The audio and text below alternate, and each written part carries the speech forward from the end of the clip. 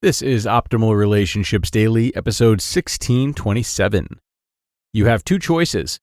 Choose better men or treat men better. By Evan Marc Katz of evanmarckatz.com.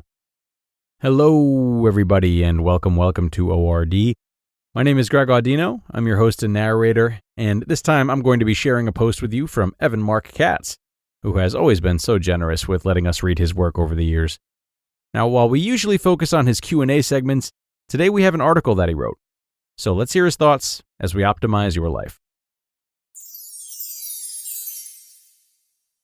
You have two choices. Choose better men or treat men better. By Evan Marc Katz of evanmarckatz.com. Paul is 41 years old. Never married, but it's not obvious why. He's cute and boyish. He's charming and successful. He's fun to be around and is well liked by strangers. Most importantly, Paul knows how to treat a woman. He's interested, he listens, and he is infinitely patient. Paul undoubtedly has good husband potential. Unfortunately, Paul's radar for picking women is a little off. He's constantly drawn to the holy trinity of youth, beauty, and intelligence. As a result, he tends to date 29-year-old women who are way into their careers, their friends, and themselves. His latest girlfriend is named Kim. Paul fell for Kim because she's so attractive and impressive, but Kim isn't fully reciprocating. They go out as a couple, they spend time together, they sleep together, and Paul loves every second of it. But he's not quite sure if Kim does. Yes, she is Paul's girlfriend, but she doesn't make him feel sexy, she doesn't make him feel needed, and doesn't make him feel safe. They fight too often, the silences are sometimes unbearable. The entire time they're together, Paul walks on eggshells, hoping that Kim doesn't break up with him.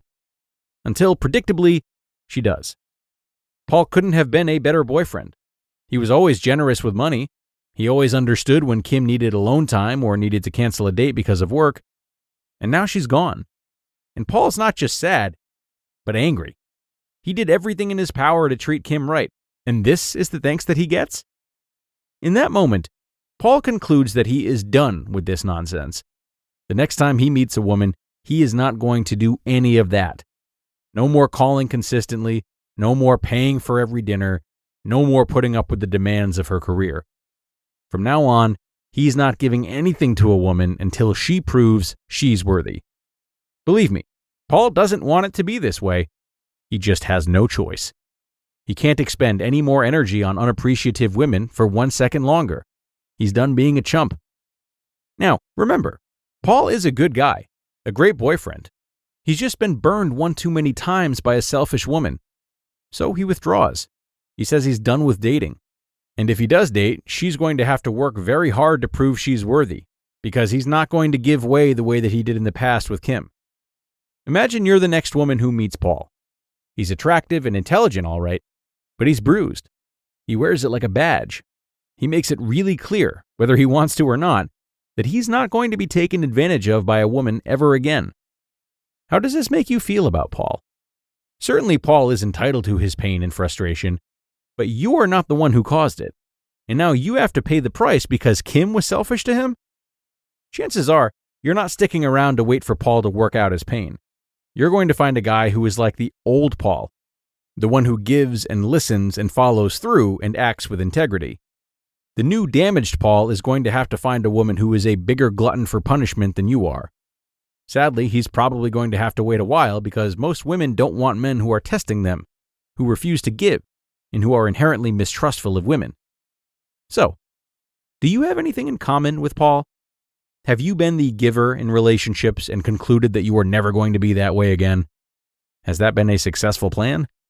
Are men flocking to the defensive, mistrustful, protective, selfish version of you?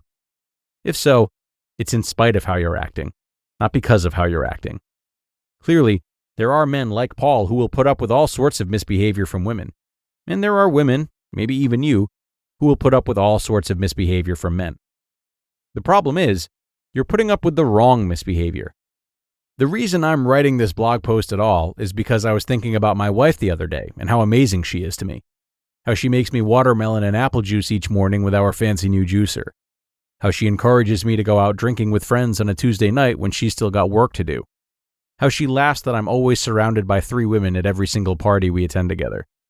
And because she is this way, it makes me appreciative. So, in return, I'll take her job of making the bed, even though we've got way too many pillows for my liking. Or I will scour LA Weekly for food and wine festivals that she enjoys so much. Or I'll listen to her vent about her boss, even though it's pretty much the same exact conversation we've had for 3 years straight. To be clear, my wife sets the tone with her generosity and emotional understanding, and I do everything in my power to give back in return. That's what makes us work. So if you're hearing this and thinking that you're just like my wife, never complaining, never criticizing, always giving, and you're still taken advantage of by the men you date, that just means that you need to cut off those men quicker. It is not his fault for taking advantage of you. It is your fault for choosing him and staying with him, the same as it's Paul's fault for perpetually choosing selfish women over givers. Thus, the complaint that you are a giver who attracts takers is a false one. If you dump all the men who are takers, guess what? They can't take anymore. It's undeniable. The way to bring the best out of your boyfriend is to be a giver. You can literally change the way he acts towards you by just being happier, more playful, more generous, and less judgmental towards him. The right guy will appreciate this and treat you better in return. The guy who doesn't appreciate this should be summarily dismissed.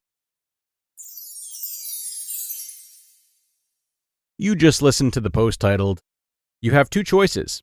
Choose Better Men or Treat Men Better," by Evan Mark Katz of evanmarkkatz.com. And thanks so much to Evan. A nice post for dating and finding partners, no doubt. But also a post that to me speaks a lot to the value of treating everyone with respect and dignity, regardless of how you've been treated. We often forget that we can do this in such a way that still allows us to maintain boundaries and even reject people from our lives if we want.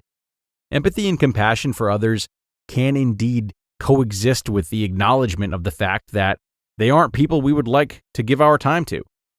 And like Evan said, this is a great means of not letting our past hurts get the better of us.